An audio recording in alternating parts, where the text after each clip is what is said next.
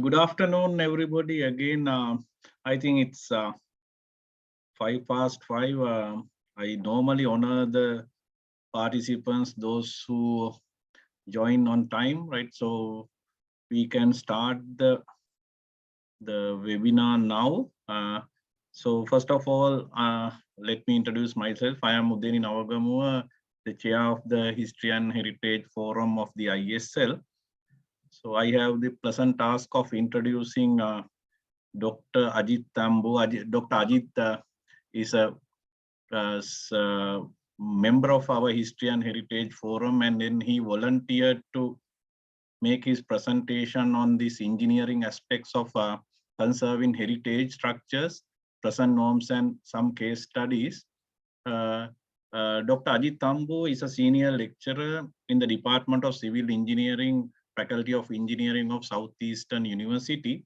His major interests are in construction materials, structural analysis, finite element, like that. And he obtained his PhD from the Queensland University, QUT, Australia.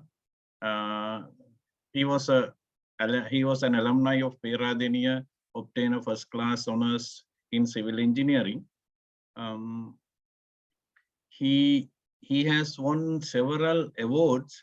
Some important awards are like the Outstanding Doctoral Thesis Award, and he was in the Executive Dean's Commendation Award in the year 2014 at QUT, and also he obtained this Outstanding Higher Degree Research Write-Up Scholarship Award in QUT. Right? So he has obtained serious, very valuable awards from QUT due to his PhD study. Without further taking his time, I would like to invite Dr. Ajit Tambu to this forum to deliver his presentation on the engineering aspects of conserving heritage structures, present norms, and some case studies. Over to you, Dr. Ajit. Thank you, Professor Nawagamuwa. Can you all hear me properly? Yes, audible. Yes, please continue. Okay. Yeah, so thank you again for inviting me to this presentation. Actually, through History and Heritage Forum, we have had 2 other presentations before, like previous months. They were really good. And one, I think, first one was on iron making in our Sri Lankan history. Second one was on irrigation system in our country. So this is the third one which I had to do. You know, those 2 presentations were really good, and actually it's a pressure on me to keep up the quality and the information continuing. Okay, so thank you again. So I will be like, I have around 43 slides, most probably around 50 to 55 minutes I might take. And yeah, if you know, I don't like to claim I'm an expert on this. We are just working on this problem, and until we say no to our professional life. So things will evolve, and we have to evolve. So whatever I have gained through to my short career, I'll be presenting, and you all are always free to ask questions, make suggestion, and you know, make clarification at the end of the presentation. Feel free to ask any question, and you can call me Ajit anytime. Okay, so I'll make the full screen. So the topic, when the forum asked me to do the presentation, I wanted to make engineering aspects. So the topic I purposely picked, because if you remember last 2 presentations, they were more of a non-engineering type of thing. Yeah, so I even at the beginning, I was quite hesitant to do this presentation, because the way the other 2 presentations were done, that is what I have been working. So maybe anyway, I will try to cover the engineering aspects, how the engineers get involved in conserving historical structures. So I'm skipping the slide. So you can see, right? The next slide. Hello. Okay. So this is my outlook on my presentation. So I can divide my presentation into three main segments. So in first couple of slides, I'll be mainly talking about general things about conserving heritage structures and what is relevant to our country. And the second segment of my presentation will be mostly on the guidelines, international guidelines available for us to follow. But I think probably that will be the second segment will be the most boring part of my presentation, I guess. As we are engineers, we like to see more technical things. But anyway, the third segment, that is maybe the longest segment, is about some case studies which I have been involved, and also I will be referring other studies done by other people, which can be applied to our scenarios. Okay, so these are the outlook of my presentation. So let me go into the presentation. So yeah, so why we have to conserve such structures, heritage structures? I like to start with some quotes. You also may know quotes. So preserve cultural heritage, it defines the national identity of a country. So we have to conserve our cultural heritage sites and monuments because it signifies our national identity. So no memory, no identity, no nation. Okay, so that's how we have to do. Okay, so we all know that. I mean, that's how this is forum also the main mission of this forum, I guess that will be the case, right? So, and so UNESCO, under the UNESCO, there are 1,155 sites and monuments in 167 countries. So I have shown a map by continental wise, how many sites are there under UNESCO. But UNESCO, there are limited sites, but every country, they will have other than UNESCO site, the country-wise heritage structures and monuments, which country under their country purview. Okay, but UNESCO is something it goes beyond the borders. So in Sri Lanka, we have 8 UNESCO sites. Even though I said I'm going to refer UNESCO sites on this slide, but we have structures, monument sites beyond UNESCO. But it can be a reference point when we say UNESCO sites, because we always talk about that. So in Sri Lanka, we have 8 sites, 6 cultural sites and 2 natural sites. Natural sites are these Central Highlands and the Singaraja Forest. And cultural sites, you can see from the map, they are from Cultural Triangle and Galle and Kandy, Dalada Maligaon and everything. Okay, so then heritage structures are not only significant. So now, sometimes, the maintaining these heritage sites, we may think burden. Actually, they generate revenue as well. Present crisis of a country, we all long for dollars. Dollars links to many things, export and tourism. And the partial tourism can be related to cultural, our heritage. So it's maintaining them actually will bring. Actually, if I did not put it here, Europe's overall, their revenue, GDP, 40% of Europe's GDP is contributed directly or indirectly from their cultural heritage, like tourism, and most of them are linked to their cultural heritage. So another thing I wanted to mention in my slides, there'll be a red box in every slide. So even though I will talk many things, there'll be many content on those red box. Sorry, on my slide. If you're so confusing, you can only look at the text in that red box. Actually, that red box text or the information summarize the whole thing I intend to convey through that slide to you all. Okay, so that's it. So there are, but cultural heritage sites, the heritage structures are so complicated. Now we have steel structures, reinforced concrete structures, but heritage structures are quite complicated than what we think. So it's quite challenge to conserve them or like maintain them than what we normally do, because structures do not last for long because they degrade. So, but these heritage structures which stood for centuries, but they have been like, it's natural, right, that it can degrade.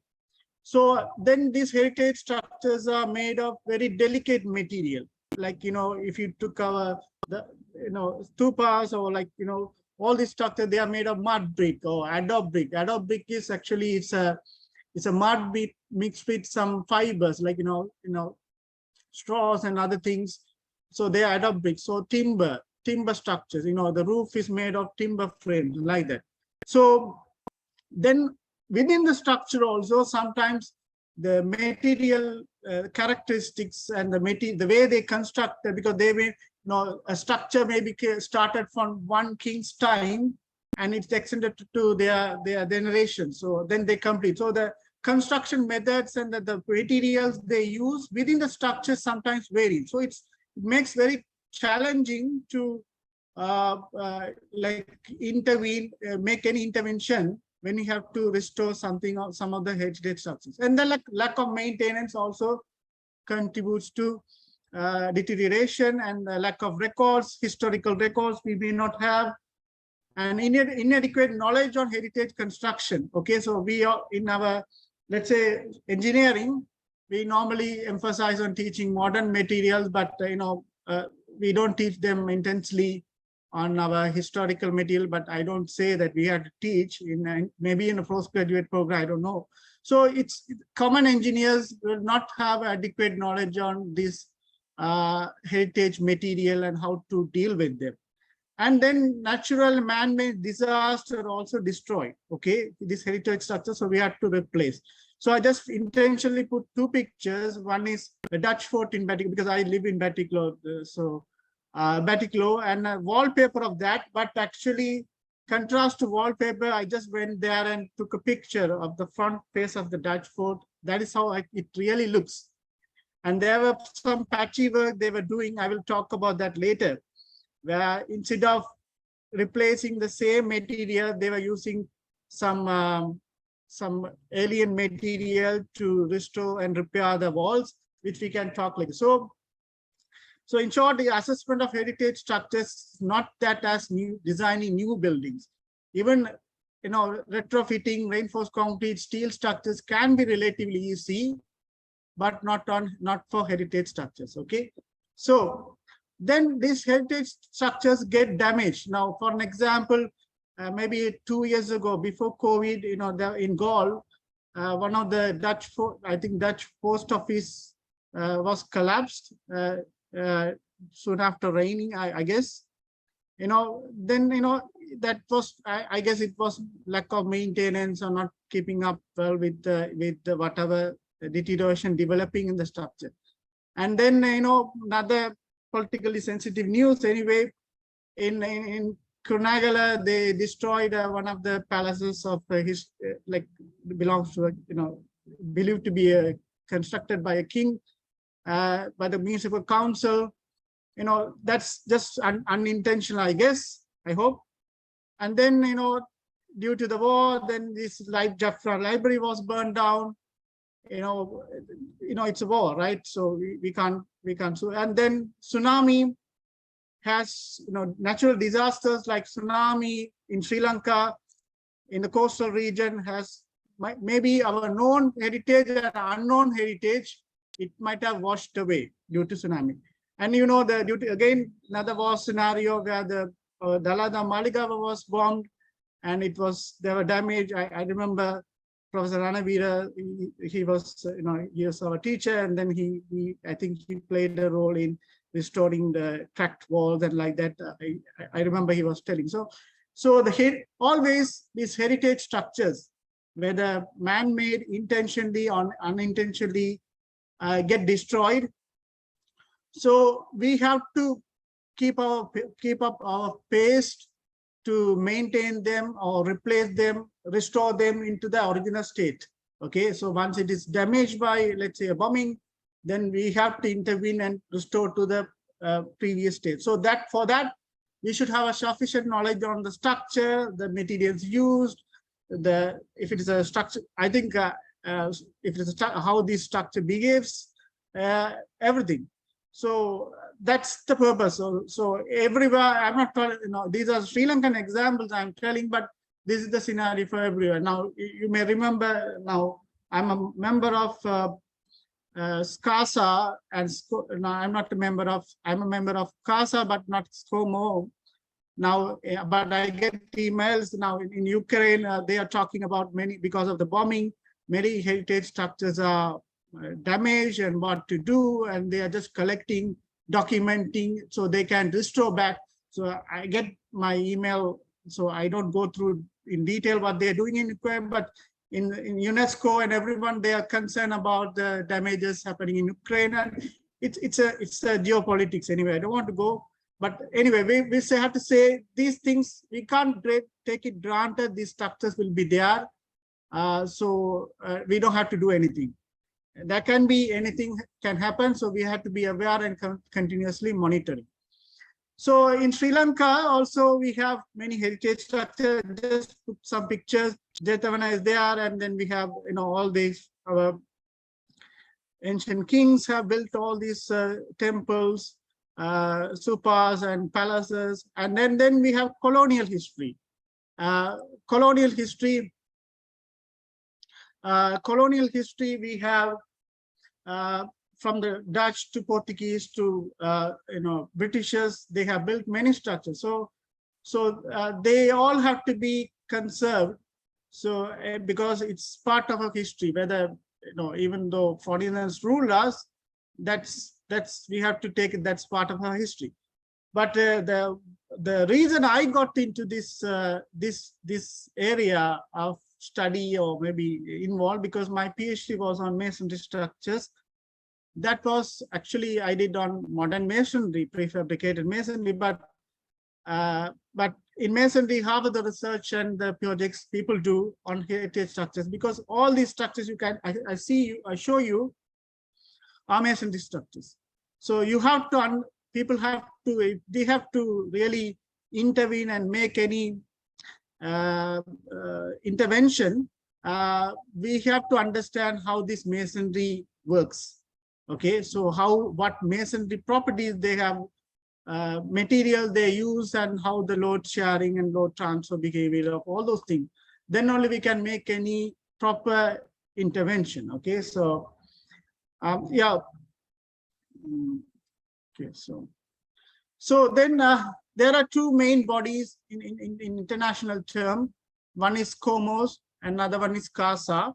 And there were many other country-wise committees like this. SCOMO is actually under purview of UNESCO, where the International Scientific Committee, so SCOMO is the International Council on Monuments and Structures. Okay, it was started in, I guess, in 1960s. And then SCASA. SCASA is the International Scientific Committee on Analysis and Restoration of Structures and Heritage Structures. So its abbreviation is actually too long. So in SCOMO, actually, it comprised of all the experts. Like, when we have to intervene, make an intervention of historical structures, we need input from all the experts, starting from historians, archaeologists. I will anyway cover in next slide. Archaeologists, historians, and engineers, obviously. But so the SCOMO is comprised of all of them. Okay, so all the disciplines which required for cultural heritage conservation, members are they are in SCOMO. But SCASA is more of an engineering committee, because the structures degrade, and then SCASA is mainly about engineering. So now we are more, as this is an ISL forum, so I think we are more linked to SCASA, and I am a member of SCASA. So we are mostly engineers are there. Okay, so because engineers only know the structures, how they behave, so like that. So SCASA was actually started in 1996. I think the current president is Professor Guran Arun. She is from Greece, and especially the technical committees were headed by Professor Paula Rolanco from Portugal and Professor Perarorca from Spain. So there are prominent people. And Sri Lanka, we also have SCOMO SCOMO Sri Lanka. Actually, one of the reasons we have 8 sites, UNESCO sites, for 22 million population. Okay, so but I just want to tell you, Italy, out of 1,155 monuments, like heritage sites under UNESCO, we have 8 sites in Sri Lanka where we have only 22 million population. But Italy is the country which has highest UNESCO sites. There's 58. China, 56. Our neighbor India, which has about how many? 1.3 billion population, they have only 40. So remember the density of heritage site we have and other countries. Iran, Russia, okay, 29. Iran, 26. So you can guess their population and the size of those countries and number of heritage sites they have, and our size and our population and number of heritage sites. So we can be very proud of. I think we should be very thankful to Dr. Roland Silva. I think he was the prominent person who actually started SCOMO Sri Lanka in early 90s, I think late 80s. And there are other prominent people like Dr. Gamini Vijaysurya, who is now, he has been recently awarded by SCOMOS for his contribution in conservation structures, not only in Sri Lanka, in many other countries. So since we had very prominent people, actually Dr. Roland Silva, he was a SCOMO president, international SCOMO president since 1990 to 1998, sorry, 98 or 99, I guess. So because of their hard work, our Sri Lankan sites were like included in UNESCO list.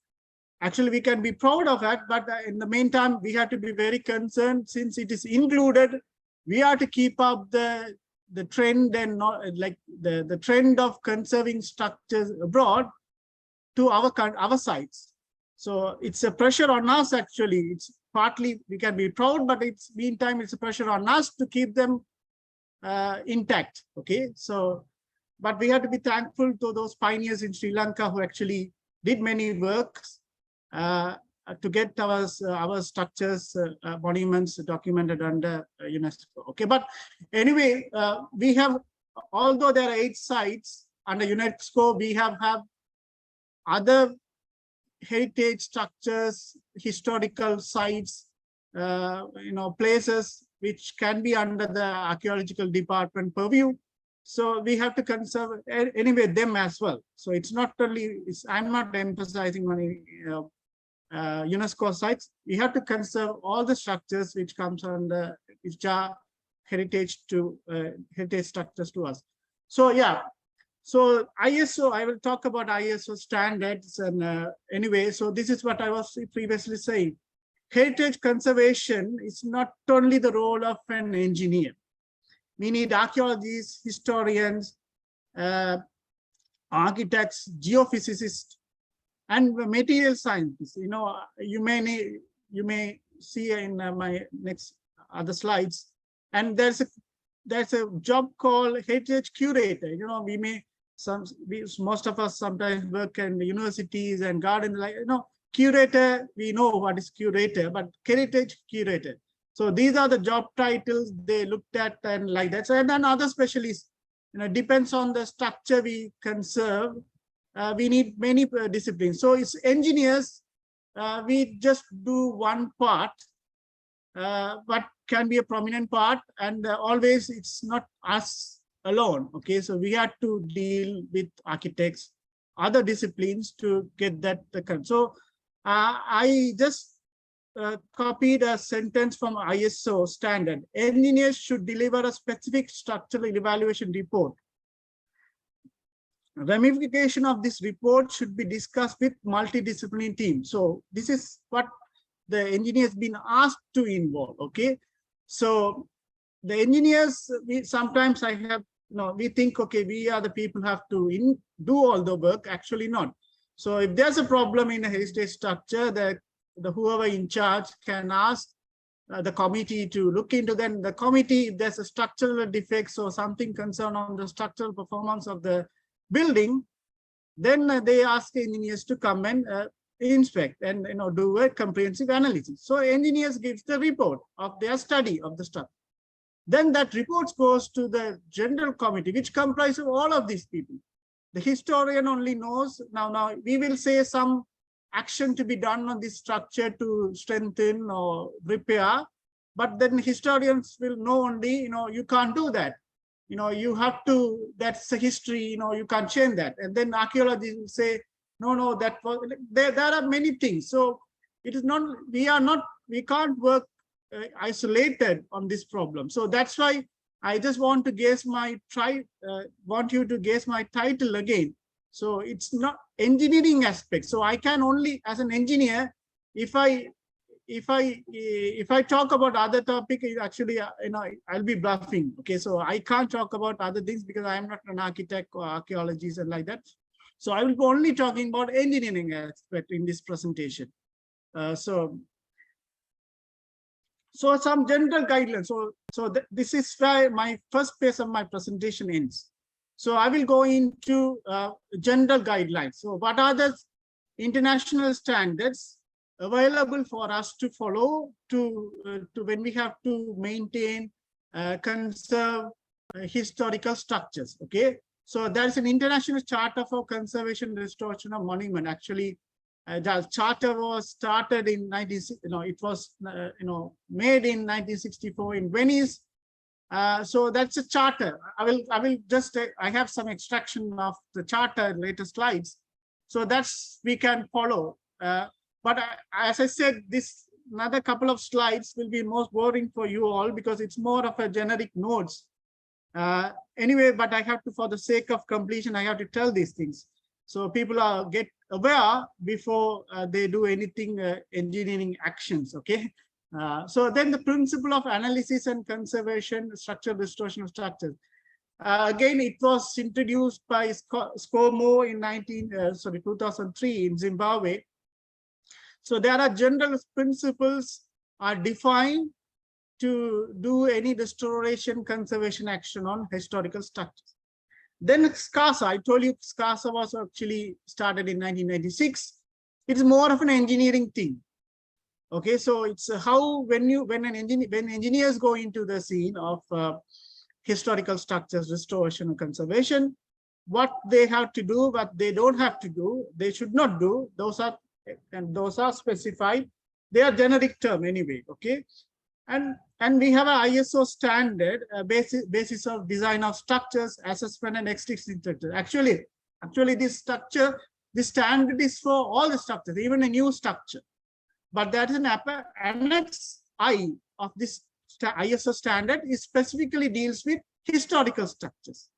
Okay, how we have to do assessment on existing historical structures and make intervention. So I hope all those engineers, when we have to keep these things in mind when we have to deal and make any recommendations to historical structure restoration or repairing work, because anyway UNESCO will look at whether we are complying these things for our intervention. So then I'll just have listed all the outline of ISO standard. So it is like, I don't know, but if you know the Eurocodes of structural design, it's more of a generic terms in now Eurocode. You don't have any formulas or charts or values to pick and do, but there are general guidelines. They leave it to the designer and the specific people to read, like understand and make judgments. So, but out of all those sections, the whole document I have, there are 11 sections anyway. I have highlighted in red. There are many the important sections. So, general framework, preliminary assessment and detailed assessment. Always we have to do preliminary assessment, come back and do detailed assessment. So those things are specified there. And data assessment. This is the most interesting as well as challenging, complex thing to do, to understand what are the material these people have, our ancient people have used in those structures, okay? So we have to understand their properties, chemical properties, mechanical properties, load bearing, all of those things.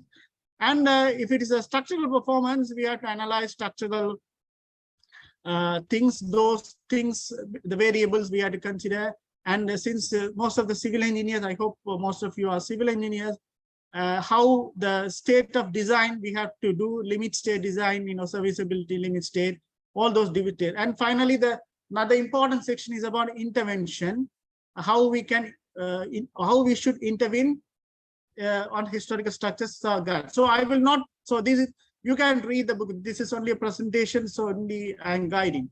And then specifically on the Annex I, you have the same thing, same content, but specific to heritage structures. So fundamentals, whatever intervention we do, heritage value should be retained. Okay, so we cannot go and do the modern things and to the things, because it's heritage as it is, we have to maintain. And same thing like when you do assessment of new structure, we have to do preliminary and detailed assessment, and materials we have to do. But structural analysis again very complex.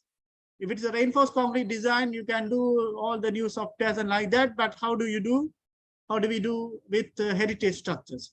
And verification. So when we design or do calculation on heritage structures, are we going to comply with the requirements of to be a new structure, right? So I will talk about that later, but I'm saying the limit states that we have to comply on heritage structures are different to the limit state that we have to comply for a new structure according to modern codes, okay? And intervention. In the ISO standard, it is said in structures, heritage structures, we always have to go for minimal intervention, which should not alter the heritage value of the structures. So it is very simple to say, but very difficult to do anyway. So data assessment, structures, they are very important. So we can do some minor non-destructive testing and minor destructive testing.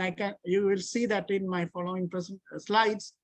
There are minor disturbance we can do if it is essential, but otherwise we have to do very minimal intervention.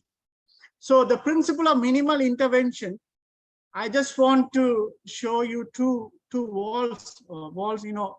This in Europe, maybe our colonial buildings, most of the heritage structures, you have domes, arches, walls, all of those things.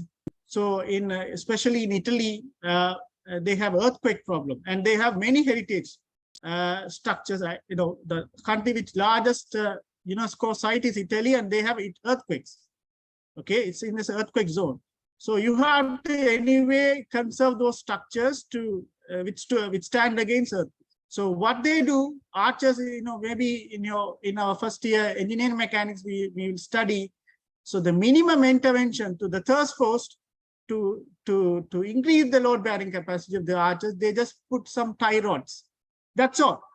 Okay, you don't apply any modern things, or you demolish nothing. Just a tie rod actually will increase the thrust capacity of the arch, and then it will increase some load bearing and deformation capacity. So that is why I brought these pictures to you. So pictures will tell you 1,000 words than I speak.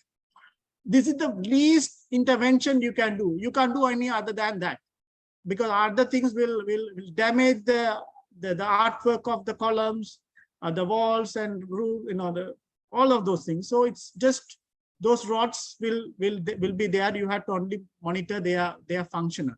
So this flow chart, I don't know how far I can explain, because it's very generic. So when we do reliability levels, so when we check the structures, they should be designed and performed to certain reliability value. So that reliability value, we have to define when we have to go and intervene and strengthen or repair these structures. How much we have to intervene to make the structure reliable to certain limit states. So, okay, so then only we have to see as engineers, what are the options we have? Can we just put rods, or can we, without rods, can it perform? All those things. So it's an iterative process. So until it reaches the reliable performance level, we have to look for solutions, and the least minimum intervention solution is the one that we have to recommend with the complying reliability levels that we have to recommend. It's so deep. Anyway, I hope you have all got. So these are the reliability levels defined for in ISO. How do we say reliability index? It's when we do designs, modern designs, we always use partial safety factors for materials and also load. So we multiply the loads by certain partial safety factors and material. And then when we do design checks for like performance level, shear, everything, you see many coefficients, factors. They say, oh, you take this coefficient as 2. Those are actually reliability indices. So they come from a reliability analysis. So when we do a beam, reinforced concrete beam design, that if you use partial safety factor, that beam will attain a reliability level of, let's say, 4 or 5. So that's how we do a modern design. So same principle can be applied, but we have to make sure this reliability levels of historical buildings are attained with certain intervention, but they are not very high.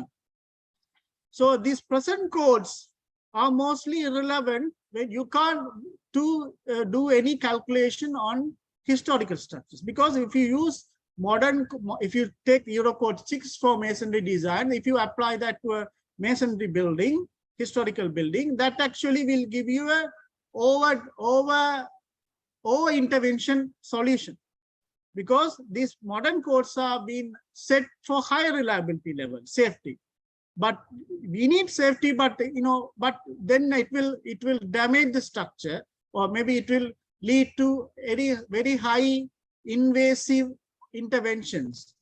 So the reliability index I can talk in another presentation, but this is the principle. If you look at Eurocode 0, EC 1990, there's a reliability levels are designed specified, or reliability level you have to calculate for modern structures, from steel to composite to concrete to masonry, timber, everything. But that in ISO also for historical structures, it is specified. But as I know both standards, I can say the reliability index for historical structures are set to very low. So engineers don't do any invasive intervention actions, because it will damage the historical buildings. So against CASA principles, so always we have to use scientific approach to do any intervention. So without scientific approach, they don't it is recommended. It's easy to say, but we have to go and see. It's a site specific anyway. And we can do qualitative, quantitative analysis. And obviously, as engineers, when we go into interventions, we have to look at the records, historical records and everything, how over the time this building has been intervened, then only we can. So that's a lesson learned sometimes. So that has to be there, okay? And then those monitoring measures, I will talk that in later slides.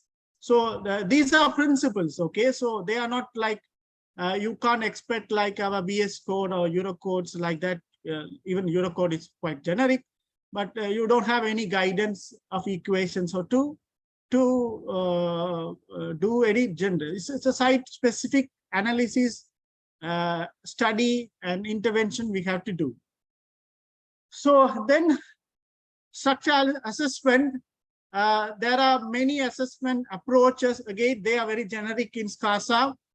You can do historical approach. That means if something worked in the history, in past record on those structures, you can do the same thing and implement on that structure. So if you have repair this building and it stood for another 50 years. If you have a record of same repairing technique, then you can just go and repair the same thing. That is historical approach. Comparative approach, let's say if we have a colonial building now, here in one place, another colonial building, you see the similar issue in both buildings. That issue is being addressed on other building. You can adapt here with some study. An experimental approach, analytical approach, obviously for you all engineers. So we can do some extra laboratory scale experiments to replicate what is happening in the actual structure, to study, and then we implement to that. And then if it is too complicated to experiment, very difficult, expensive, then we can go for an analytical solution. Actually, for the Pereroca, you can see that's the point. Pereroca, it's an author on the guidelines. Actually, he leads the, he's from Spain and he's the chair for these guidelines. So that those guidelines you can see, and also SCASA new guidelines we had in August 30th in I participate through Zoom hybrid event in Seoul, South Korea, the annual general meeting and the conference of SCASA. That they are preparing a new guidelines for SCASA that will improved. You know, those guidelines were published in 2016 with the modern research and everything. The analysis methods, everything is improving. So they are going to revise the guidelines. Okay. Then SCOMO's principles. So SCOMO, the first sentence of the SCOMO: no action should be undertaken without having as concern achievable benefit or harm to the heritage service. So if there is any benefit of intervening the structure, only we have to intervene. Otherwise, we should not just we don't have to do anything on historical structures. And also, any intervention we have to do and monitoring or things, it has to be reversible. So something goes wrong, it has to be reversible, so we can restore the structure to the original state. So SCOMO guidelines are very generic. I can say you can download. It's there in the in their website. You can read. So that's the end of my second phase of my presentation. I hope you understand. People understand who work on heritage structure. There's an ISO standard. ISO reliability levels have to be complied. SCASA, it's an engineering committee of UNESCO, SCOMO. They have some guidelines for you to follow when you do engineering intervention. And there's a generic charter by the UNESCO and the SCOMOs for us to follow. Okay, charters are, the chart, what is charter. So now I go into more technical. So more technical, which the problems I worked and I can share through my experience. So as these heritage structures are masonry structures, when we go and intervene, we have to understand, first understand the materials. What material our ancient people have used on these heritage structures. So they are from, like, using mortar. It's the primary material for masonry. So we have to assess the mortar properties. So on the existing structure, so you can't break and take. Yeah, you can, but there are techniques called double punch test. Okay, so what the double punch test? So double punch test says we extract only a small slate of a mortar from the existing site, the structure, and test under compression. That value will tell you. From those value you can understand the strength of the mortar. We cannot extract a very high, very larger portion of the mortar. And there's another minor destructive testing called helix pull-off test. What is the technique called? It's like a screw, like a helical drill. We have to drill on the wall, and then we drive the helical screw. then we apply a force to pull out from the motor. So depends on the strength of the motor on the existing structure, the pull-out resistance will vary. From the pull-out resistance, there are empirical charts. We can correlate and find out the strength of the motor that they have been used. So then pin penetrometer, very similar to this pull-out test technique. There's a penetrometer, you just inject like an injection we do using it's a nail. Then you pull that nail out. Okay.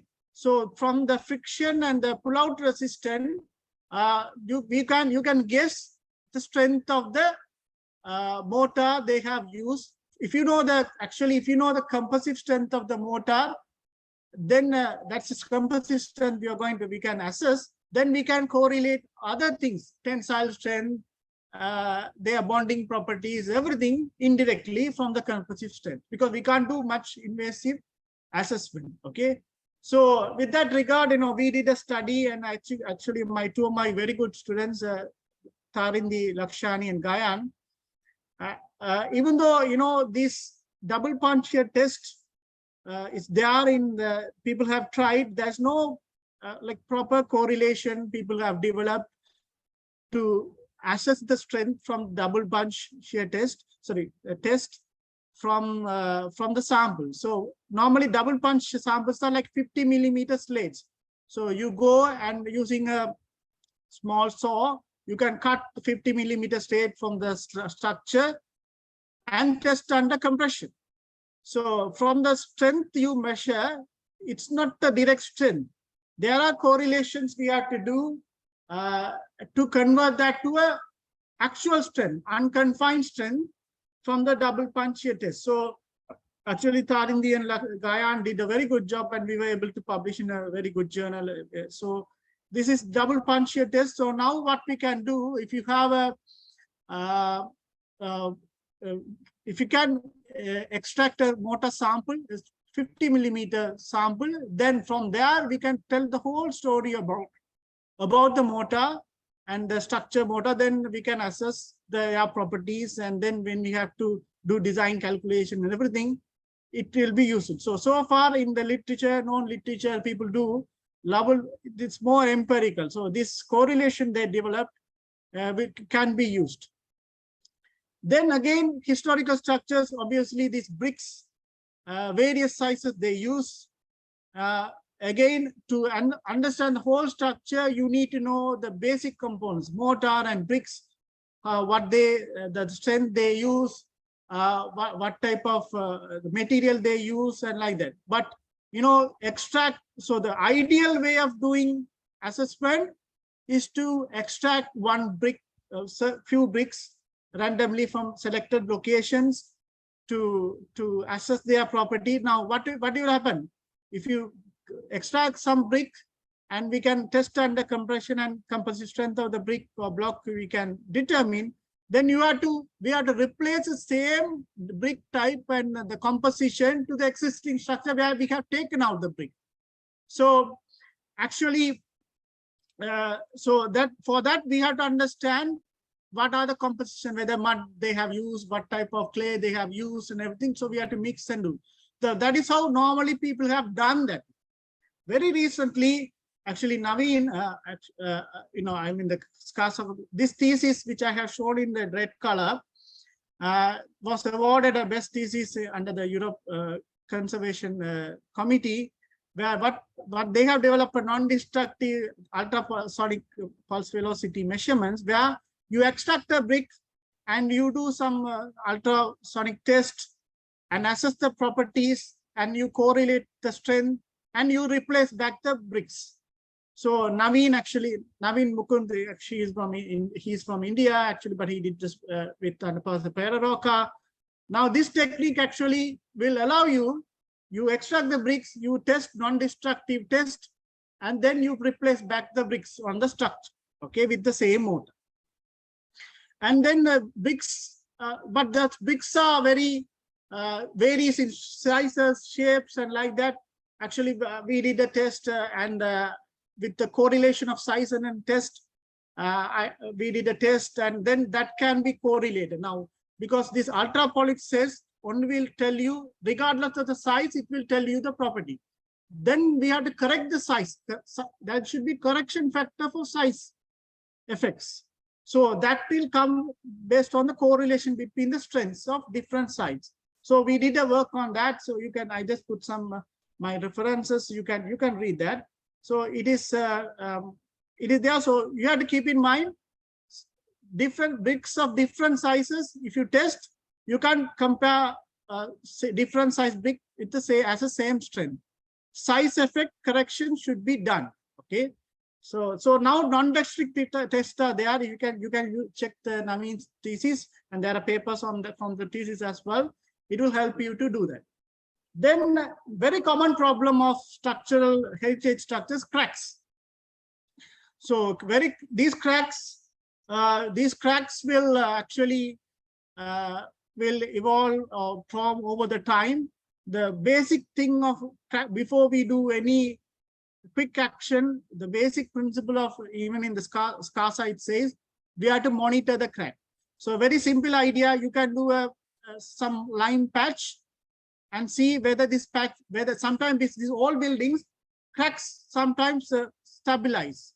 We don't know before we seal the crack or anything.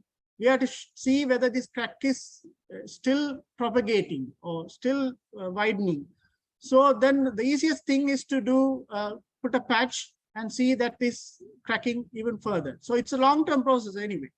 Then you can measure with daily measurements of width of the crack using some simple rulers, or you can digitally attach displacement transducers and measure the crack. So it is the idea is to monitor the crack, especially on historical structures, before we intervene anything. Okay, so monitoring the crack. Then if we say, okay, cracks are there, then now it's quite stabilized, and the structure, the problem is only on the superstructure, not the foundation settlement and like that. Then we can go and intervene the crack. So one of the technique is repointing. Repointing is that we apply mortar to the cracked layer or cracked layer of the bed joint with the same compatible material. If you know that, so that's why we have to test the previous existing mortar to apply the repointing new mortar. Then if the cracks are so deep, especially historical walls are quite thick, you can seal the crack by grouting. Okay. And there's another technique, it's called stitching. You know, when we have wounds, the wounds are on our body very wide, then we do stitching. Like that, we do stitching by applying some reinforcement bars across the cracks. So this stitching techniques, it's like you first cut the cracks, bed joint on the wall surface, and make a recesses, insert the reinforcement bar, and repoint. Okay, repointing means apply same material again. So it's a stitching technique we can do. These are the applications we can do for crack repair. But so this stitching technique, although it's been there, so far it has been followed like a deemed to comply.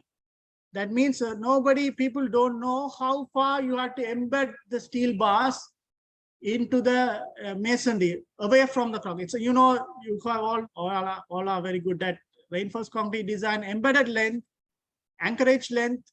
That we know, you can calculate in reinforced concrete design. Now we have to know what is the embedded length for the particular location in masonry bedding. So that we have to know the bond stress between the masonry and the bar we have to use, and like that. Then there are few attempts. So far, people are trying to study. Now, so far, all the industry in Europe, as I know, aware of Europe, and they simply deem to comply more than required embedded length they provide in structures. But still, there's no defined theory of calculating the embedded length. So there are some papers available, and recently we also done, two of my other two good students, Farvis and Rahim, did a very good experiment, and it's under review on how far we can embed at length based on the mortar properties. So we did pull-out test and do all the instruments and measure the slip and bond stress and like that. And we have recommended a formulation to determine the bond stress to calculate the embedded length. That work is under review, but that's the thing that we have contributed partially to doing, and it's a continuous research. We have some idea to extend that research to other properties and like that. So keep in aware that this technique is available. We can use based on the situation we have. Another technique is quite famous in Italy. It's called reticulus technique. So to strengthen or repair or hold historical walls, especially stone masonry walls, to hold them. Okay, if they separate, they normally use these steel wires. First, they cut the mortar into the stone because they are irregular shape. They cut the mortars and apply steel wires, and steel wires are connected across the thickness using anchor bars to hold the wall. It's called reticulus thing. So it's a flexible steel wires, high strength, like fiber wires and like that. It's been used, and then you apply mortar. So actually, once you recess and use these wires and repoint the mortar, actually you don't see this wall or structure is actually strengthened.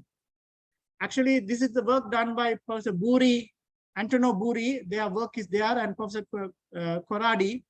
They are the pioneers. Actually, Professor Antonio Buri is a quite famous fellow in Italy and Europe of conserving heritage structures. Buri actually retired, and he's an emeritus professor on the University of Perugia.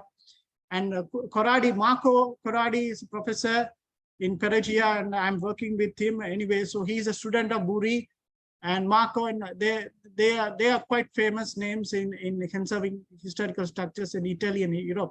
So they did this, they developed this technique, and industries are applying all those historical structures in, because, Italy has earthquake. So it's not only about cracks, they have to hold these walls. Actually, it's a shear strengthening. But this all, without any, they have done experiments, and without any design calculation, experiments show there's an increase in capacity and everything. But there's no proper way of calculating how much reinforcement or wires area that we had to do. So when I work with actually Corradi and Professor Mokau, and they did some work. Now this work has been published in Bulletin of Earthquake Engineering, actually accepted, it's in press. So now what we have proposed an equation to calculate the based on the shear demand of the historical stone masonry wall. If we have to use reticulus method, what is the AS required? Steel that we have to put, okay? It is an irregular shape anyway that we can use. So now the industries are happy now. So they have something to calculate and use. So far, no proper design calculations. So this has been there for 10 years. They are using just because they believe in experiment things, but now there's an analytical formulation we have proposed. Actually, what is the relevant for this technique in Sri Lanka? We have many historical buildings with stone masonry, all our Dutch fort from Gaul to everything, this stone masonry wall. So if there are any cracks and like that, very similar, because this is called fair face masonry. Fair face masonry means you can put, they are not plastered. So if you do any intervention, it will appear outside to the audience. Audience means visitors. So we don't want that to show that this is done, strengthened or something. So it is hidden inside. So people like that because it shows the same face of the wall as it before, but internally it is strengthened. So yeah, so that's another technique we have said. And another common problem, dampness.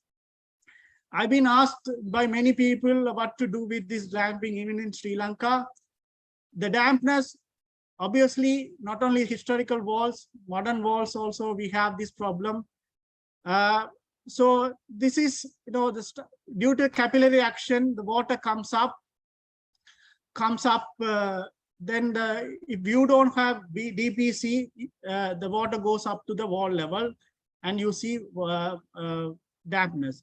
And especially most of the historical structures, very rarely we see DPC. And even the DPC, they are there, due to rainfall, water spray on external wall, that wall get damp. So, but there are guidelines in Australian CASA. The thing is, there are chemical grouting, chemical injection to repel waters and like that. Personally, I would not encourage those things. All these things, as like a minimal intervention, we have to ventilate the building. We have to provide vents to the floor level, external and outside, to drain the water out. Okay. And there's a sacrificial treatment. It's a sacrificial treatment is actually ventilation. Allow the moisture to escape than this. So these structures actually can last, have withstood for several centuries. They will not be damaged. Actually, masonry walls, if they absorb water, the strength will go around 30–40% down, depends on the porosity of the walls. But still, they will not have, but this repeated wet and cycles, wet and dry cycles might cause cracks. But the cracks can be sealed using lime mortar, lime wash. So there are do's and don'ts, especially this, like in the modern term, don't use any this waterproofing paint and like that, because we have to allow the structure to breathe. So if you apply waterproofing paint and like that, you're sealing the wall. So that water is stuck there in the bricks, might have it to cause some cracks and like that. Don't use any high strength mortar, because that will reduce the porosity and the breathability. So this all things, and also salt attack, because when the water comes up from the ground, they bring salt and deposit to the bricks and mortar layers. So that will actually, the salts are quite high, they expand and contract with the moisture, that causes cracks. So actually do minimal intervention. You allow the sacrificial treatment, and allow, if we have to provide, use more vents, using flow vents and like that. And people, especially historical buildings, people use these tiles on inside. Earlier it was like a small lime mortar rendering on the floor, but tiles will stop the water evaporation from the ground. Actually, then that water will go through the walls again, then will come up. So, okay, this is an experience I have. This is a cathedral church in Batticaloa. This is the church I grew up with. Actually, this church is now 400 meters away from my home now. So this church is built in 1888. So it's more than 200 years old, and people, the church council, they are very concerned about this damping and everything. They actually decided to scrap all the lime mortar plastering, and you can see the brick walls are lime mortar plastering, and they replastered with cement mortar. And actually, archaeological department also given approval to do that. And that is the time actually I returned back to country, and I went to, all these people don't do this. And, when you grow up in the same region, they looked at as a, they don't listen to you. And I couldn't convince people more than to limit. So I let it do that. And they have used several millions of church money to plaster the whole church with modern mortar and scrapped all the lime mortar. And I went day before yesterday and took the pictures to show, including this presentation. Still that problem is there, okay? Dampness, okay? And the paint, only concern they had is they had to, this lime wash paints, they had to replace every 3 years. If they plaster with modern cement mortar, they don't have to paint every 3 years. They can last, but still now it is coming out. So always, this is a lesson learned. Always understand the hydrothermal analysis on the wall. There are models we can use, and compatible material. Actually, lime mortars are porous. They will allow the wall to quickly dry. Okay, so that's the message I have to tell you. And then actually, while working, these walls, this is a historical wall. Actually, they are quite thick walls that you can see in many colonial buildings, historical buildings, in masonry buildings. Actually, when we have to do a load bearing capacity of this wall, there are equations to equation to calculate the load bearing capacity. But these equations that we have in Eurocode and many literature, they are for modern walls. But historical walls are quite thick. Masonry is an anisotropic material. So its strength is different to different directions. So when the thickness increases, actually the strength reduces. Actually, strength reduces, not load bearing capacity. Load bearing capacity increases, not in a proportion. So the conventional equations of predicting the load bearing capacity of thick walls are not applicable for a modern the small, like the modern walls are not applicable for predicting the thick wall bearing capacity of thick walls. So we did a comprehensive study on that. Okay, skip. So we did some study and published in a quite well-known journal on this, where we tested various thickness and did numerical modeling work and calibrated the numerical modeling. We see how the load-bearing effect of a wall varies with thickness, because with the concern of historical walls. Okay, so then we have proposed a correction factor to determine. You can use the existing equation, but you have to apply some correction factor to calculate the load bearing capacity of a thick wall, like let's say 3 or 4 brick thick walls. That is how you see in historical colonial building ground floor like that, because they are very thick walls. Okay, so that's the study we did, and we published 2 or 3 papers on that. It's a numerical model, and also we calibrated and extended some parametric study with different thickness. And again, I said, I think the die mortar application of lime mortar and lime plasters, that is gone in Sri Lanka. Now it's died off. But in Europe, they are reviving. There's a council, like there's a European Union grant, Erasmus grant, where around 6 universities are working to revive the lime mortar, and they have already graded lime, but to go into the rheology and mechanical properties, chemical properties, how they behave, lime mortars in historical structures. I actually attended all their workshops because we are I am in touch with them. So I've been invited. So what I want to convey through this slide, lime mortar application, there's a renewed interest in the world to reintroduce lime mortar into the structures. There are many, especially not only the historical structures, modern structures. Okay, so it has benefits than modern masonry structures mainly on restoring works. So that I don't know, but we have to have graded lime in our country. We can't just use random lime because we have to know what properties we are using. This slide is all about conveying you the lime mortar is coming again up. Okay. So another experience, this is probably my first work on historical building, where we assessed some arch bridges in Australia after my PhD work as a postdoctoral fellow.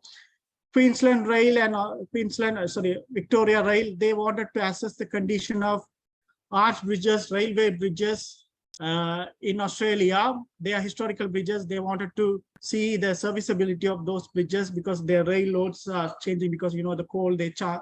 So arch bridges, typically arch bridges have some components. So you can see arch, it has a pier, foundation, the arch component, you can see from the schematic diagram, abutment, and the wall, that is called spandrel, and parapet wall. Actually, you may think the inside of the arch, between 2 sides, they have been filled by material, like a granular material, like sand and granule and like that. So it's not a whole chunk of brickwork. Brickworks are actually, except the arch and the pier and the side walls, the spandrels, other things are just a granular fill.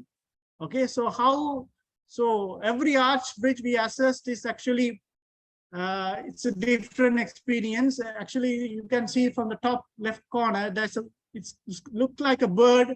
Actually, we use drones to survey and run through underneath the arch, and because it's quite water there.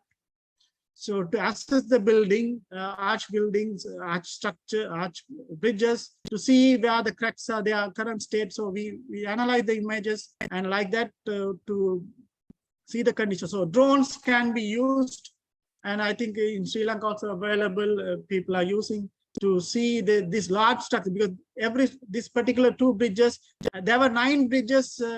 We analyzed under this project. Actually, I was there in 3 bridges analysis. Then I moved back to Sri Lanka, and my colleagues continued. My supervisor continued. These bridges, because their span is different. Okay, so different span and different arch numbers. So it varies, depends on the length they wanted to investigate. To assess the bridge, what we have done is we did some core cutting, mainly on piers, because piers are large. So you can cut cores there and understand the material properties of that. But core cutting and testing cores of masonry is very difficult different to testing cores on reinforced concrete, because it's directionally, strength depend on direction. Okay. So then we have to provide cappings. Cappings means we have to provide higher strength mortar as a mortar capping to test the core. So then cores were cut in specified locations, and then they were stored in like a cylinder samples and brought to the laboratory, and we tested core samples. There are compression tests. You have to cap them with high strength mortar and tensile strength. It is also called Brazilian test, where you will do a tensile test, cylinder test, like a concrete, but it's a directional dependent. So the strength, it is not the same strength you test in all the direction. Okay. The orientation you test with the bed joint will give you different strength. So you have to test, if it's a composite strength, you have to test parallel to the bed joint, tensile strength, perpendicular to the bed joint, and anything in between, you will get a shear compression interaction curve where you can find out the cohesion. There's another technique called, we use flat jack test. I don't know, this idea comes from rock mechanics. Rock mechanics, where the flat jacks, we cut walls. Flat jacks, how they do, we cut the wall. So before to assess how much these walls are stressed, because they are mostly the self-weight of the whole structure, okay, arch bridges. So how the self-weight is there, that the stress, how much, assess the stress, we measure the depth of the distance that we wanted to investigate, and the initial distance we had to record. Then we cut a recess. So due to the recess, the wall will slightly deform. That means they will settle. Then we put the steel plate and jack it up. So how much pressure we had to jack it up to bring the wall to the original position. That is the stress. Actually, this wall is now currently under subject. So you can understand the load bearing level of this structure using flat jack test. There's a single flat jack test and double flat jack test. The double flat jack test, actually, you can determine the Young's modulus of the wall and the strain level. Actually, flat jacks we have in our Southeastern Civil Engineering Department. I brought both through our grant, and we did some laboratory scale flat jack test. It's like a test that we can go and assess the existing stress level of the historical building. It is also a minor destructive test. Okay, so these are the techniques you can have.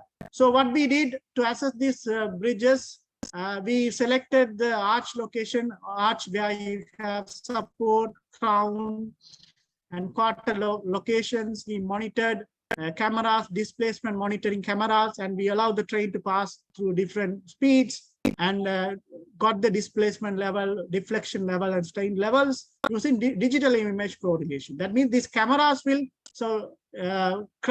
actually capture the straining of that arch component. So it's called DIC method, digital image correlation, where we capture the strain level of that surface.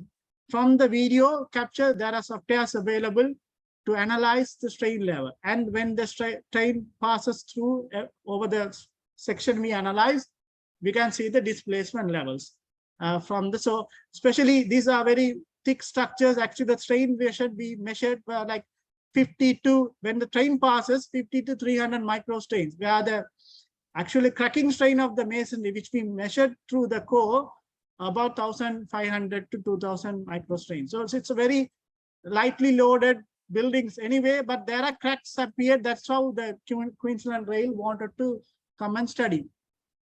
And we developed finite element models to analyze, see what we have observed in the structure is very applicable for whether it's correct. So we wanted to replicate and see and parametric study how much V load maximum we can allow. So we developed finite element model and arch and analyze, so validated. So you can know the thing I wanted to tell you, it's not only about experiment. We had to use one or two approach to actually verify our finding. Always it's there in research. We can't do in one way and say this is our finding. So we find finite element models and calibrated with experimental results, and then the error is very small. Then we analyze with different configurations and different V loads and wrote the report to Queensland Rail. So again, as live motors in Europe, especially in UK, there's a revival for going back to arch bridges, constructing arch bridges in many countries. There are less seismicity there. Okay, so in France and UK. So in UK, in Bristol, recently they commissioned a bridge. After 100 years, they constructed after 100 years space, they constructed, the council had approved to construct a arch masonry bridge. So in between these 100 years, actually the reinforced concrete and steel took over from masonry bridges and masonry structures, but still, because in RC bridges, steel bridges, your maintenance cost is very high. RC, after 20 years, you will see chlorination, carbonation, everything happens. But in masonry bridges, you don't see that. That's why they withstood for several centuries. And steel, again, corrosion and other things. But anyway, they encourage, even in US, there are bridges I did not include in low seismic regions. In high seismic region, anyway, they will not approve. Like we also have in arch bridges in Sri Lanka, their condition should be conserved, and their condition should be assessed. Like 9 arch bridge, all the tourists comes there, I think, to go to Ella, they go to that place. Anyway, we have to see that they can be conserved and properly maintained. Another experience which I had to go through about 4 months training, or maybe 4 months interchange program with University of Padua, Italy. Padua is one of the oldest universities in the world. So Padua University, where my supervisor, external supervisor, they are monitoring a church, Scavini Chapel. The chapel was actually built by, like it's a Renaissance time chapel. Okay, it's like in a Da Vinci, the frescoes means the paintings of the chapel is very precious for Italians. So they wanted to conserve this, monitor and conserve this chapel. So this chapel actually was granted to the Department of Architecture and Civil Engineering Department of University of Padua, where my supervisor, Da Porta, she was there. And so their group, they are actually monitoring this chapel 24/7 by attaching strain gauges, attaching accelerometers, attaching displacement. So that chapel has been gone through several renovations during the World War, everything. Now the major problem in that time, in 2016, they had the cracks on the walls, and then the frescoes, and there were some cracks on the front face of the chapel. So to intervene that, they just monitored this structure for 3 months. And then that is the time I was there. And I've been shown and given experience on it. So, and what they do, they analyze, especially the vibration characteristics of the structure, because it's a structural health monitoring. I put my picture there, so you can believe I've been there. So vibration characteristics, one thing is structural health monitoring. When we do vibration characteristics, when we measure over time, we can see the changes, negative changes in the structure. And also these vibration properties can be used in our numerical model to calibrate, because very difficult to test on actual structures. So So this is actually, I got into this experience because of my co-supervisor, Professor Francesca Dapota. You can see Dapota on the name. They publish a work. Anyway, all the people who were invited and been through this, I was there for other reason also. For this program, I was there for testing some walls. Anyway, so it's a quite good experience how they maintain this Cavini Chapel, because Gretto, he's a Da Vinci era, fresco artist. So it's kind of same thing. So it's quite precious for Italians. We also have frescoes. So then finally, I'm concluding. Finally, we have numerical models available. There are different approaches we can use to model and analyze historical buildings, micro scale, macro scale, and mesoscale models. Depends on the problem, we have to analyze these structures differently. Okay, there is no one approach for numerical analysis of historical structures or masonry structures, because if it's a problem, it's very localized. We can do micro modeling where we can see the stresses on bed and bed joints, mortar, and like. If the structure is too large, then we can go for macro scale modelings where we can understand the complete behavior of structures. And in between, there's a mesoscale. Professor Paul Oronco, as I said, he's a chair of technical committee of SCASA. He's a very famous person, and he has over 25,000 citations in Google Scholar. You can see him. So they are very pioneers in this modeling development, but it depends on the problem, we can look at it. And now very recently, they have developed, now you can see, now I took my own picture, this in Europe. These European buildings, these colonial, how do you call, Anglo architecture buildings, they follow certain typologies. So they have, you can see in Italy, I took some pictures in my collection I just shown, but very similarly, we have these colonial buildings. They all look same, like, the facade, the pattern, they do different outside, but they have a pier and the spangles, and that's how it is done. So recently, that Legomaso, he's a professor in University of Rome, a very famous person. They have developed an equivalent frame analysis of masonry heritage buildings. So we all are very familiar with frame analysis in reinforced concrete building. Very similar to that technique, they have developed a technique of analyzing equivalent frame analysis of historic masonry buildings. Like so, we can analyze these buildings using equivalent frame, where we idealize the piers of the building as columns, like similar to reinforced concrete, idealize the spangles as beams, and we have to provide the nodal and nodal interaction constitutive behavior, so we can analyze equivalent frame analysis. There are improved models, but I'm just showing the source model. So finally, before I conclude, I just wanted to convey a message. In 2019, Notre Dame Cathedral got fire. It's one of the largest Gothic cathedral in the world, and maybe in Europe. In 2019, fire broke out, and the whole cathedral, almost the roof have gone out, and most of the relics have gone out, and the structure is made of, roofs is made of timber, oak tree timber, and there are frames of lead frames, and the structure is mainly stone masonry. So severe damage. Okay, you may see that day I was following all the news headlines, BBC, Al Jazeera, everything was Notre Dame fire. So the restoration work started after that, and actually many billionaires of France, they came forward to fund, and the restoration work was started. So now many things have gone in the fire.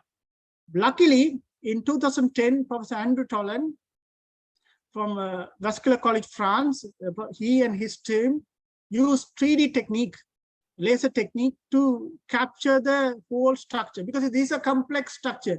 You can use tapes or theodolite and survey equipment to measure these dimensions of the building, because you have to do every inch and bend of the structure. You have to. So they used laser technique in 2010 and document the whole structure, at least some of the portion of the structure. So luckily they have documented in 2010, since many of them were destroyed, this documenting thing actually helped them, now the restoration people, to restore back the same property, dimension, everything. Okay, so the documenting of heritage structure is very important when it comes to conserving heritage structures. So with that line, actually, we started, actually, that's my experience, and I conveyed to our electrical and computer department people, we had to do this project. This is a national contribution. Let's start, because laser technique, anyway, they are very expensive technique. It's quite several million worth of lasers we had to buy. But the drones are there and everything. So I told Dr. Mahinda Alakonsa and then Chintaka Kumara, they are from electrical and computer department. Hinas, he's quite expert in UAV. He's PhD from that. So I said this idea, can we use drones and capture the image of our historical structures and digitalize them? So one day something happened. We know the digital archive, so we can do the restoration works again. So we started actually before COVID.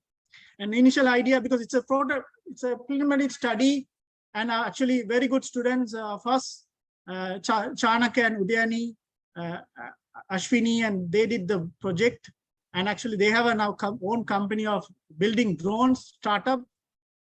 They built a drone. Actually, drone cost us about 100,000 using the drone, because that time actually lockdown came. Actually, initial idea was to go to Digabavitupa, because it's very close by to our faculty. It's just 15 kilometers away, to run the drone and capture them and digitalize the whole thing. So then it is expanding. So I wanted to talk to other people. I know it's already, there are people, archaeology department attempted to doing these things, but this is our contribution. We can collaborate and expand and document all the historical structures, digitalize them. So one day something happened, we have the digital record. But then COVID came, and to run the drone, we have to get approval and everything. So that actually then, to complete their project, Chanaka and Ashwini did nearby temple and did that. But this drone is quite comprehensive. We can use it, and there are noises we had to clear. I am not expert of this. I gave my whole idea to computer department, electrical department. Dr. Alakon is quite expert in image processing and like that. So they did the work. So I can call out all others who are listening. We can collaborate, and maybe it's a interfaculty collaboration, document the whole. It's a long-term project anyway, to digitalize our historical monuments. So one day we can, if that something happen, we can get the information from this digitalization records. So I don't want to have a conclusion slide. I don't want to conclude, but I just want to say these concepts I have presented today will obviously continue. If I happen to present after 5 years on same topic, if I continue to work on this same topic, I'll be presenting different things like improved, enhanced techniques, equations, models, and like that. So the world is changing, so there's no conclusion. So always we have to keep up and study and read, do things on par with what is on development. And I wanted to recommend, there's an International Journal of Heritage, Architectural Heritage, where it's more of a technical journal. Mostly the masonry people are there as editors. You can read the papers there in modern techniques they develop to conserve. They have conference. There's a conference called SAC conference. I participated in 2020. It's a hybrid event during the, actually it was postponed to 2021 in Barcelona, Spain. And next SAC conference is 2023 in actually Kyoto, Japan. It happens every 2 years, where all the people who work on cultural structural analysis of heritage structures participate, and we exchange knowledge, and that's how we meet. So it's not only about, we have to keep up the world changes to apply anything of a Sri Lankan structure. So that's all. I took more than what I said. I'm sorry. I have to thank my supervisor, actually Professor Manika Danasa, who is retired, who actually put me all this experience. Actually, I did my PhD on modern masonry, but later on I worked on all type of masonry and works, and his guidance, his mentoring work was so influential in my career. My other friends who actually did the contemporaries, and now they are lecturer. One is lecturer at QUT, Tatir and Asar, who is a postdoctorate fellow. We are still working on problems like this. And now my mother supervisor is Francesca Dapocha from University of Padua, Italy. She has been very immensely supported, and actually she was the reason I got into European people and like that. And my supervisor also played a part. Now I'm working with Marco Corradi. He's a famous conservation engineer. He's an editor for several journals, Composite Structures, Construction Building Material. We are a student of Antonio Buri, who is a retired emeritus professor. All my other research partners I have to thank, because this work I presented is not only mine, it's a collaborative project. All my research students at Southeastern University and abroad. Last but not least, the department I currently work, Department of Civil Engineers, Southeastern University, Sri Lanka, where it's relatively young and new faculty, but I had a full liberty to do research and advanced knowledge, which I have. The department actually, this place actually helped me to do these things and make some impact. So that's all. Thank you all of you. Thank you. Sorry, I hope you have listened to me. Yeah, thank you, Dr. Ajit. It was kind of an excellent presentation. The Department of Civil Engineering, Southeastern University must be very proud of you.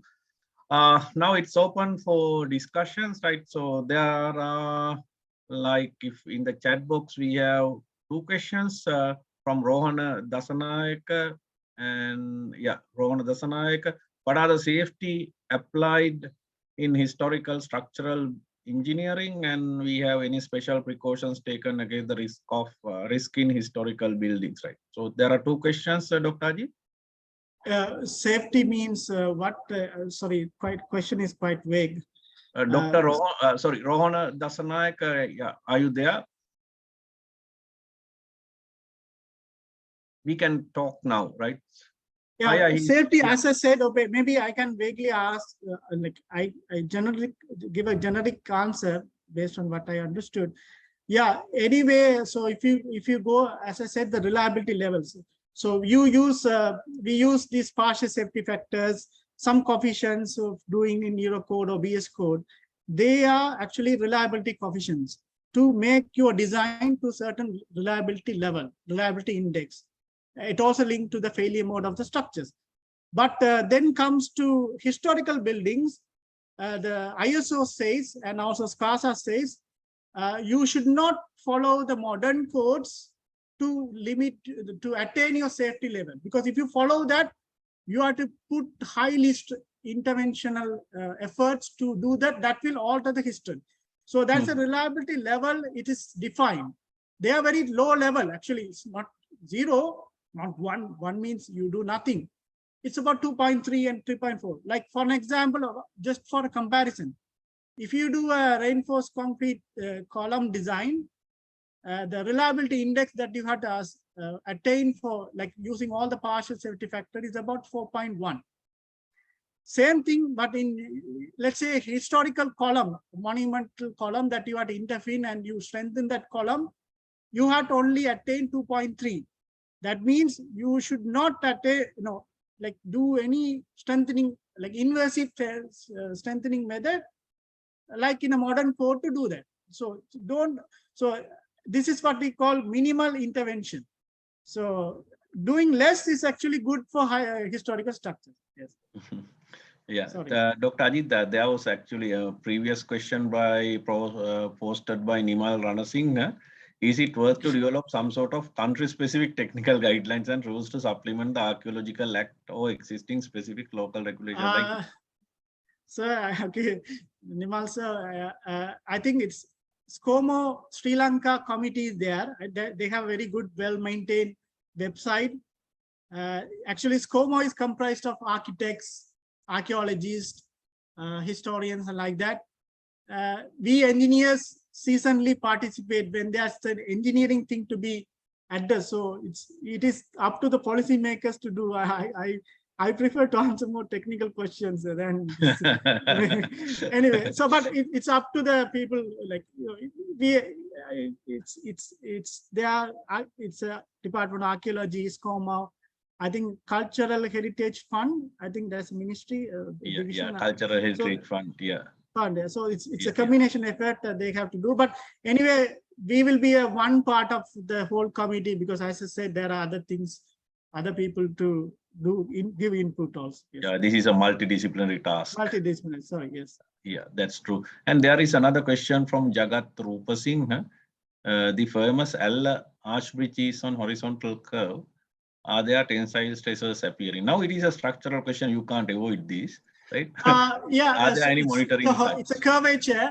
Anyway, as I shown you in my finite element model, it depends on the curvature it has. We have to model segments.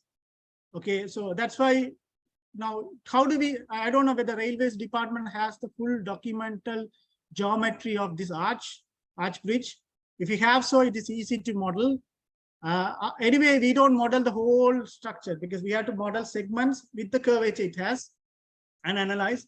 I don't think that it's withstood. Last night I read it. It was constructed in 1930 on, I guess. So it's about 90 years old. Yeah. So it has withstood about 90 years, all the railroads. As we measured on all the Australian railroads, the arch bridges, the stress strain, it is about 10 or 15% of the material resistance is actually, the demand is there, only 10 to 15% of the material resistance of the structure. So it means strength of the material is 10x, then it's actually when the train passes, because they are quite thick, so it's about 0.3x is the 1.15x is the, so I hope they are stressed very lightly, but that can be fatigue generated over the time. Creep is there, so I can't say without much into analysis. So if you want to study this bridge, there should be at least one or two PhD projects on that bridge. Yes. Yes, exactly. Yes. Yeah. Any other questions? I was actually really interested in this 3D modeling, right? So you were just proposing this 3D modeling of historical buildings, right? So can you please, like, I know that, like, put forward a proposal, right? So to some agencies, like these days they don't have funding, but NSF or NRC, have you tried that one? Actually, now Chanak and Ashwini, who actually developed under they have a startup, and I just spoke to them because I am using their slides and pictures. Now we have it. It's a very low cost, and we could do that. Even internal, if internally we can do. So technique is there. We don't need that money. Yeah, it's grant we can apply and extend, but without the grant also, I was like dreaming. How do I say? Can be university collaboration where we look after eastern structures, Peradeniya looked after central province structures, and Morato looked after. So we can distribute. It's a national contribution, right? So that we can do. So the drone actually very cheap, and there are issues that we have to improve on the drone and the capturing and the filtering of images, and that's a noise which I can't explain. But I think that like compared to our team and then Moratua and Peradeniya, there are electronic people, image process. They can all get together and do it. I don't know whether I can initiate or whether ISL. No, yeah, definitely it's a multidisciplinary task, and also somebody who is really many interested. People, yes, we need many somebody people who is really interested like you, I think must give the leadership. But by the way, historical building, my work is only 1/3 out of my other things I do. Anyway, so it's but I can. There's some will and there's support from me. I can do. Yeah, it's a okay. But are there any other questions from the audience? Mr. Upul Kumar. Upul Kumar raised hand, and later on he appearing. Upul Kumar, do you have any questions to ask? I saw raising hand. Dr. Deva Surendra, you have been listening. There are two other raised hands. Who are these? Mr. Pushparaja, I guess. Oh, okay. Just see. Okay. Yeah. Engineer Pushparaja, can you please? Yeah. Now it's your turn.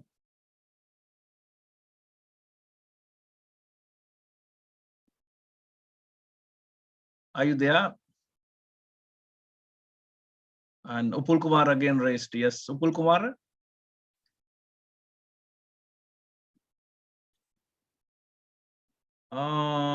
Okay, give me a minute. I see another, Chairman, I see another question from, I guess, Mr. Jagat. I don't see the full name on the chat. In New Zealand, I have seen making composite steel structures to preserve historical buildings, especially considering earthquake resistant. Do you think this is right way?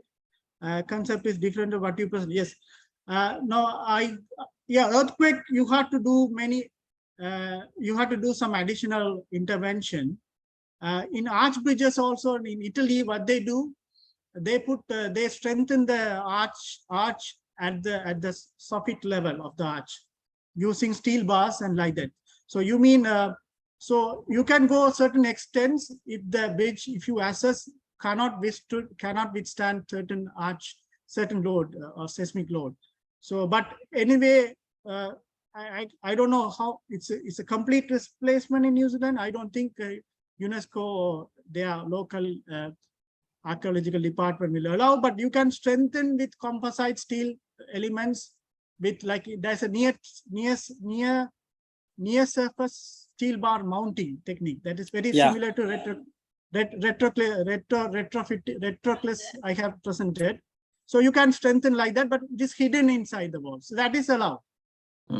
Yeah, got it. Yeah. Yeah. Engineer Pushparaja, please. Yeah, Engineer Pushparaja. Yeah. Thank you, Professor Udin Nagamova.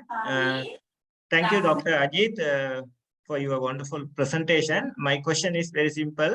Actually, in Sri Lanka, once we complete the restoration of, say, a historical structure or all the structure, it will exist for a certain time.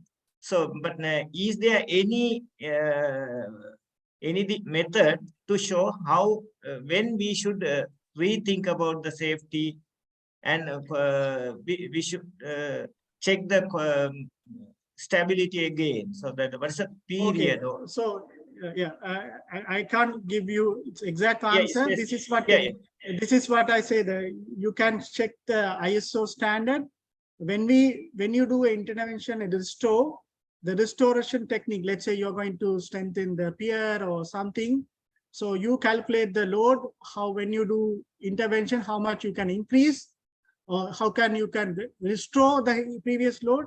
So that is anything that's a minimum standard period of safety. So your reliability of restoration is linked to your period of existence after the safety. Okay. So the longer the period you need, the more the things you have to do. Okay. It's all about reliability factor. Actually, structural reliability is a separate field of study. It's more of a probabilistic thing, and all these factors are determined from probability things. So check this code, ISO Annex I. Okay, thank you. Okay, thank you, doctor. So it's all about the how much you have to strengthen, okay, and how long you want. Yes. Yeah, Upul Kumar, I think you can. You can. Now, yeah. Thank you for your presentation. I am working in engineering in Colombo Municipal Council. Now these days we are involving the restoration of the structure of the town hall building. The thing is, we are starting this project as a waterproofing thing, but finally it became a structure restoration. But we are developing some. It is a built up in 1924 it is primarily a reinforced concrete structure. Reinforced concrete structure with some elements are hollow elements, some masonry also there, but we do not have a clear picture about these elements and load load paths. Now we are trying to develop.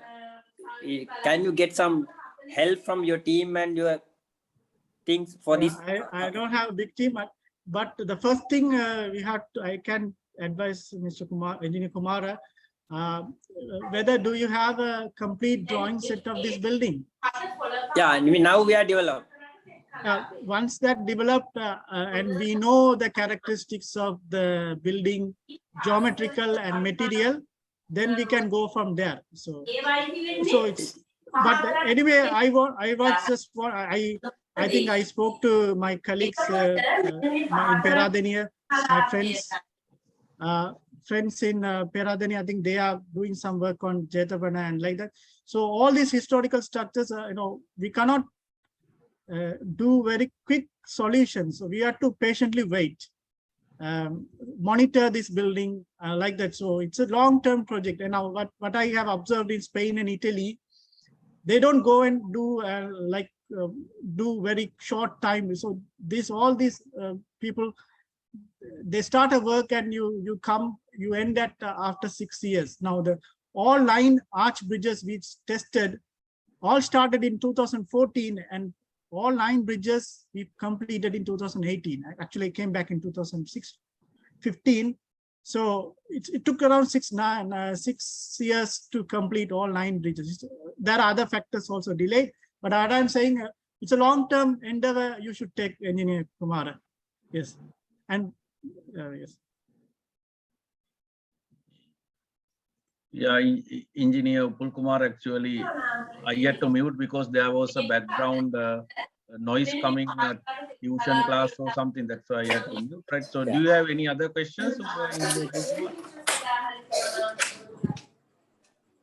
Yeah, Dr. Nawagamu, I want to ask one more thing. Yes, please. The thing is, the lot of materials are there. The commercial people are introducing a lot of materials. How we choose what is suitable things, and how they are proposing some methods, crack repairing method, these kind of things. Always you have to. Sorry, go on. Complete your question. Okay. Yeah, so always you have to extract some material, very minimum level. If it is a mortar, masonry means if you mortar, you extract at least a 50 millimeter slate and test them, and you can do chemical analysis and material analysis. We need a material expert on saying what material they have been using on the ancient time, or your case during the colonial time. So then we have to see whether we can replace with that. Okay, don't go. I would not. I can't say exactly, but we should not introduce new materials into the structure. There is a research part. I think Dr. Ajit wants to say that there is a research part here. Research part also. Yeah, you have to test. Yes.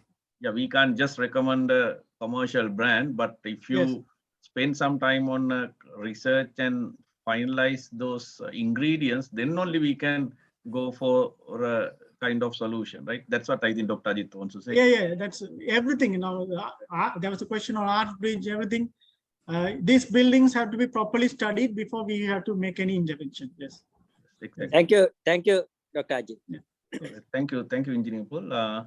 Any other questions? I think it's almost 7, right? Dr. Ajit was talking for nearly 2 hours now, right? If we don't have any more questions, I think it was an interesting presentation. I would like to invite Dr. Samanthi Seneviratna from the Engineering Faculty, University of Runa, to propose the vote of thanks. Dr. Samanthi, over to you.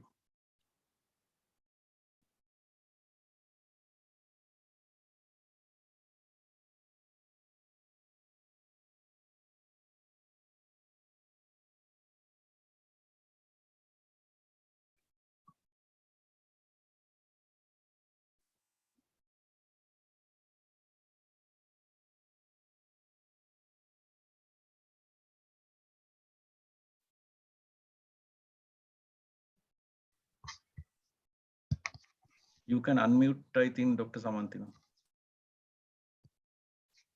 Yeah, we will share the presentation, right? So that we have a recorded version, we will share the presentation. Yeah, Dr. Samanthina, thank you. yeah, Yeah, thank you very much. Yeah, no, I can. Yeah, thank you very much, Dr. Ajit, for your impressive and energetic presentation. Actually, I'm really happy that you are with us in this Heritage Forum, History and Heritage Forum. Actually, we can see your keen interest in conducting research in these heritage structures. Actually, what I am thinking is that you are a resource person to this country, because we know that these days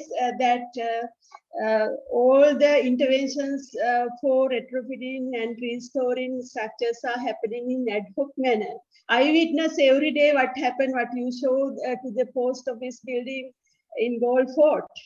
So I see it 2-3 times a day, and the restoration works are going on, and it is happening, and it is not happening in accordance with archaeological guidelines. Sometimes they are doing it to some extent, but I think that engineering intervention is a must. So I think that in that way, I think like not only the research part, I think you can think about that contribution as well. So we should initiate those things as well. So thank you very much, Dr. Ajit, for your excellent presentation. And maybe I have done some work from the construction management point of view in Gold Fort. And maybe we can discuss those things and share the ideas, and let's see how we can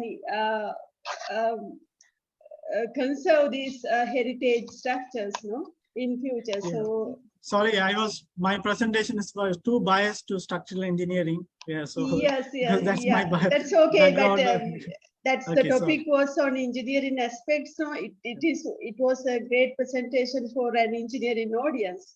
So thank you so much, and we will meet you with other presentation. We are planning to have some more webinars. So in the next month also we are planning. So I invite all the history and heritage members, as well as the all other heritage lovers and multidisciplinary professionals, to join with us in this webinar series. Thank you very much. Have a great evening to you all. Thank you. Yeah, thank you very much. Yeah, thank you, Dr. Ajit. Thank you all of us. Thanks. So we will close the meeting.